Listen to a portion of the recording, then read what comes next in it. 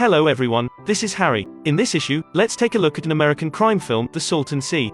Danny was a trumpeter who loves music. He had a happy family and he loved his wife very much. During a trip, Danny got lost accidentally. He went to the home of a resident to ask for the return route. Before leaving, Danny borrowed the bathroom. While waiting for her husband, the wife discovered that this family was actually a den of drugs. At this time, two masked men suddenly rushed in, picked up their guns, and swept around. The drug-making resident died on the spot. Fortunately, Danny's wife's location was not within the firepower range. However, bullets rushing through the bathroom door hit Danny's shoulder. Danny got up after the gunfire stopped. He just saw his wife shivering under the curtain from the bullet hole. Danny's wife had never seen such a scene. She pulled the curtains desperately, praying for the masked man to leave quickly. But because of too much tension and force, she accidentally broke the curtain ring. When the masked man heard the movement, he killed her directly. Danny watched his wife killed but was helpless. This was a gathering place for drug dealers and the mafia. Vendettas by opponents happened from time to time, and the criminals were masked and attacked. There was no way to find out. The only clue was a red hair found on Danny's wife. It was this red hair that Danny remembered a man he met nearby. Danny noticed that the ring worn by the man belonged to an academy, because his father taught music at that college. Looking through the student files, Danny found the suspect. The other party's address was where his wife was killed. The suspect is a local policeman with an inseparable partner. These signs indicated that this man should be the murderer. To further confirm his wife's murderer, Danny became an FBI insider and successfully mixed into the local gang. In this dark world full of tricks and dangers, Danny hung out with a bunch of drug addicts all day. Danny made a trustworthy friend, Jimmy, in this place. Later, Danny used the identity of a gangster to deliberately get drunk and approach the suspect. After the two police officers found drugs on Danny's body, they used this as help and asked Danny to find drug dens everywhere and then provide them with information. After a year of observation, Danny discovered that these two people were not handling the case. Instead, they took the seized drugs as their own and sold them to drug users. This convinced Danny that these two men were undoubtedly the murderers. But he was alone, he couldn't do anything to the two policemen.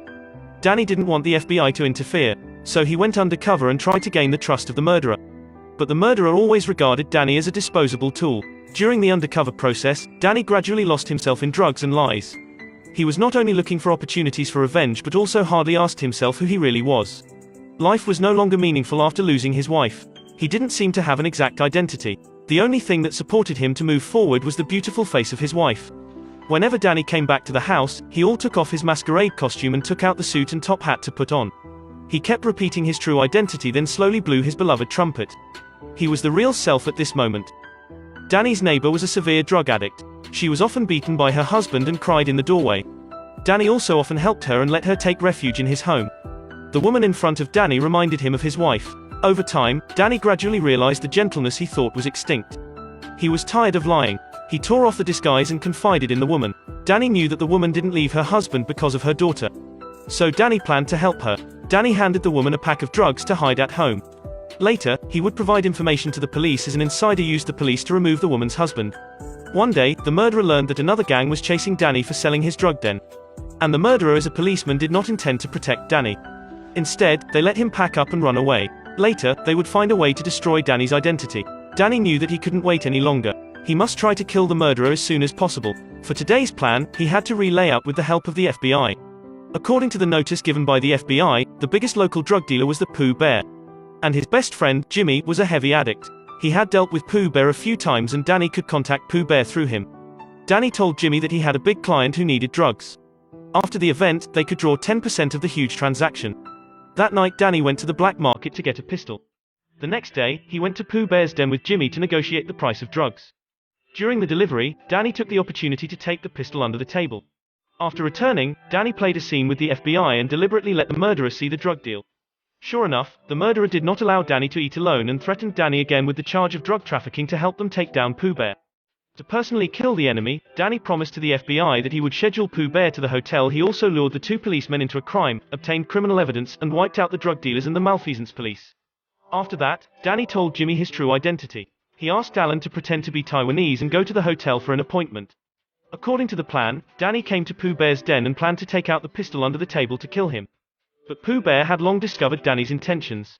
His subordinate was about to kill Danny. Fortunately, Danny saw the person behind him through the opposite mirror. He dodged in time, drew out the gun, and solved the subordinate. He was also hit by Pooh Bear. After the violent Pooh Bear was injured, he planned to give himself a needle to relieve the pain.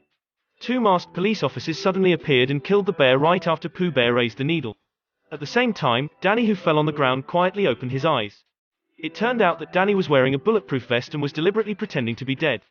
He also forecasted everything. Danny rushed in and fired 2 shots while the two were busy searching for drugs and lacked vigilance.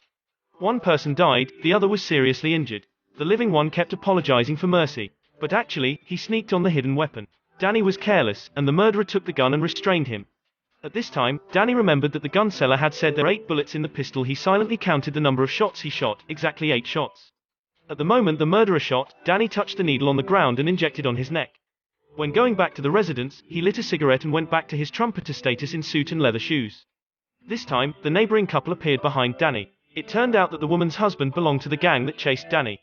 He had long noticed Danny's problem. He used his wife to coerce Danny. Cigarettes that fell on the jigs lighted the carpet. Danny, who was shot, sat up with difficulty. He blew his trumpet. The sad jazz trumpet sounded along with the sea of fire that played Danny's unfortunate life. Soon Danny couldn't help but fall. Dimly, he saw Jimmy rushing to save him.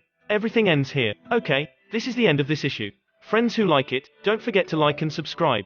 Thanks for watching. See you next time.